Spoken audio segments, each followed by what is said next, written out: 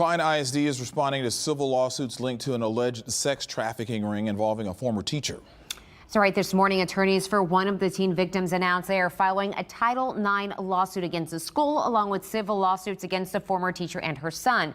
Kadria Grigsby and her son, Roger McGee, face charges of sex trafficking and compelling prostitution. Investigators say they targeted homeless and runaway teens at the school. Here's KPRC2 reporter Corley Peel with more details from the news conference. The attorneys believe signs were ignored and that the school district knew about the allegations against Grigsby months before her arrest. Klein ISD is responding, saying they fired Grigsby right after they were alerted about her arrest. She showed up to school with bruises on her arm from RICO that were identified by a teacher. That report from the teacher, we believe, was made to administrators, assistant principals, and principals. The attorneys say Grigsby and McGee forced the teen to have sex with 5 to 10 different men and made up to $1,000 a day. Now they're filing federal civil lawsuits. The first is we will be filing a lawsuit, a Title IX lawsuit against Klein ISD. That will be filed today.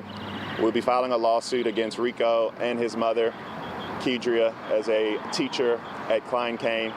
We'll be filing violation of Jane Doe's civil rights against both of them. Investigators found text messages on the teen victims' phones regarding payments for prostitution fees. Bakari Sellers says those messages are linked to more than 100 clients. None of them have been charged. We're asking that they be charged because they were preying on minors on the track. We have reason to believe that some of them may have been employees or vendors of the Klein ISD.